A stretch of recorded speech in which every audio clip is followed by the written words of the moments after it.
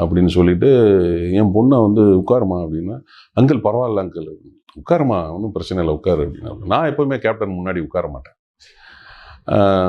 நான் உட்காரல கேப்டன், நான் நிற்கிறேன் அப்படின்னா. இல்லை பரவாயில்ல உட்காருங்க அப்படின்னா எப்போதுமே சொல்லுவார் அவர், உட்காருங்கன்னு சொல்லுவார், நான் உட்கார மாட்டேன். டக்குன்னு என்ன பண்ணாருன்னா, ஒரு கீழே அவருடைய டேபிளை திறந்து ஒரு ஃபாரின் பிஸ்கட்டு, அது வந்து எனக்கு தெரிஞ்சு எப்படியும் ஒரு 7,000 ரூபா இருக்கும் அந்த டப்பா.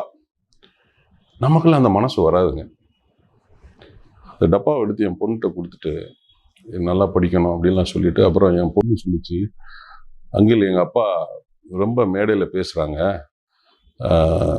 எங்களுக்கு பயமாக இருக்குது, அந்த கலைஞர் அங்கிளையும் திட்டுறாங்க, ஜெயலலிதா அம்மாவையும் திட்டுறாங்க, எங்களுக்கு பயமாக இருக்குது அப்படின்னு. நீ பயப்படாதம்மா, உங்கள் அப்பாவெல்லாம் நான் அப்படிலாம் விட்டுற மாட்டேம்மா, நான் இருக்கிற